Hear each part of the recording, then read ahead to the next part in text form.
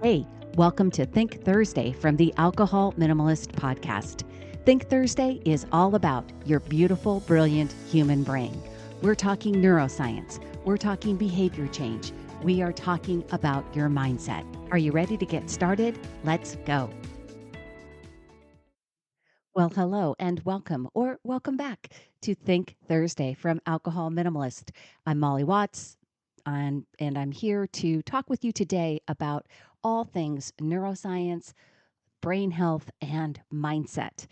I'm really excited about today's topic. It kind of builds on last week's topic where we talked about the brain's ability to change, neuroplasticity. And last week we explored how simply believing in your brain's ability to change can trigger real physical changes in your neural pathways. How cool is that? That your mindset really matters that much.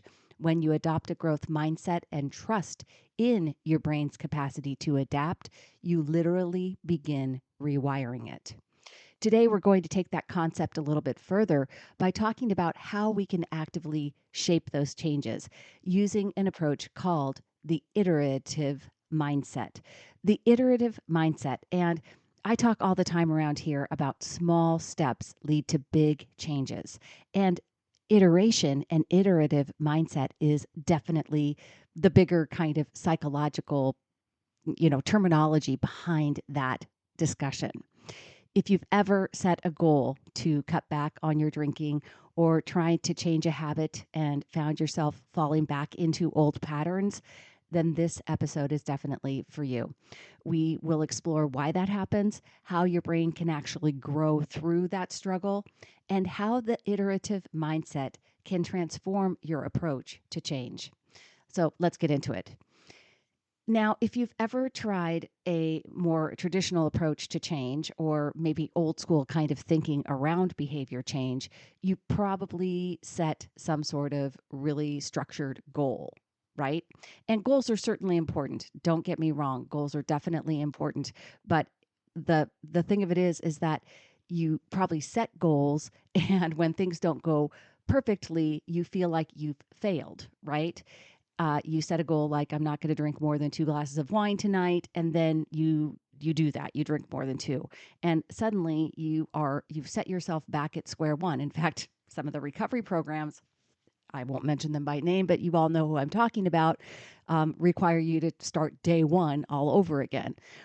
Wondering, and you wonder why it's hard to stick to those plans, right? Here's the thing: when we perceive ourselves as failing, we're triggering a part of our brain called the habenula.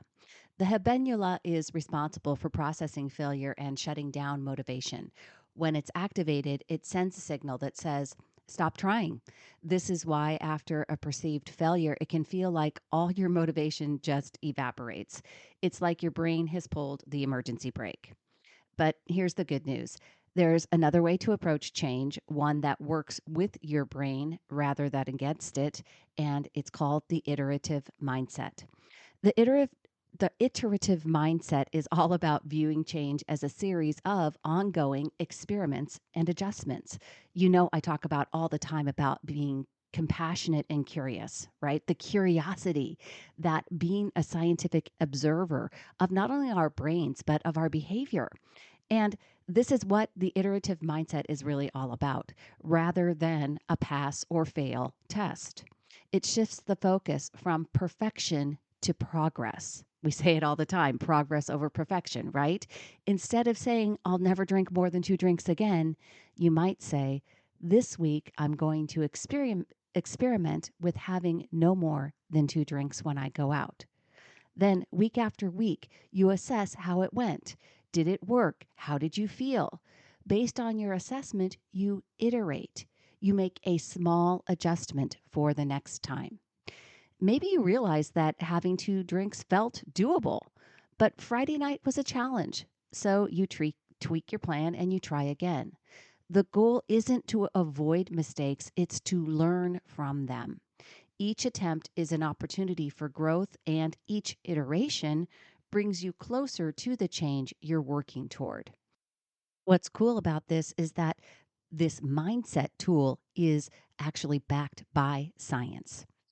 Let's dive into that neuroscience for a second. Researcher Jason Moser and his team studied brain activity when people make mistakes versus when they get things right. What they found was that the brain is more active when people make mistakes than when they succeed on the first try. This increased brain activity actually leads to stronger neural connections and more brain growth. So, those moments when you struggle, when you're tempted to pour that extra glass of wine, or when you slip up at a party, those aren't signs of failure.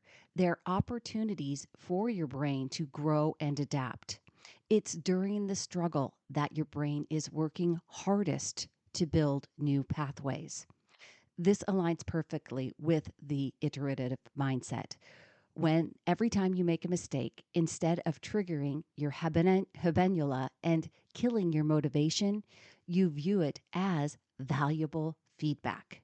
You assess what happened, make adjustments, and move forward. You keep iterating, which means you're staying in effort, and effort is what leads to lasting change. Now, let's take a moment and apply this to the alcohol minimalist framework. Instead of setting rigid black and white goals like I'll never drink more than 2 drinks in a night, try this. Number one, experiment. This week, I'll experiment with having no more than 2 drinks when I go out. Number two, assess at the end of the week. Reflect. Did you stick to your plan? How did it feel? Did you enjoy yourself without that extra drink? Or did you look at it differently? Do you have thoughts that you need to change around it? Iterate based on what you learn. Make an adjustment. Maybe you decide that 2 drinks worked well. Maybe you need some strategies for avoiding a third drink. Maybe next week you're going to try just 1 drink instead of 2. The key here is that each attempt is an experiment. You're not aiming for perfection.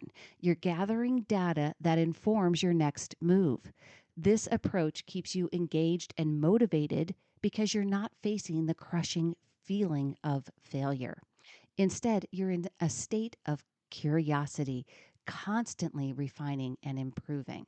Here's the other part of this that's so important: embracing struggle as part of the process. If you're not struggling, you're not learning. Neuroscientists have found that mistakes are essential for brain growth and connectivity.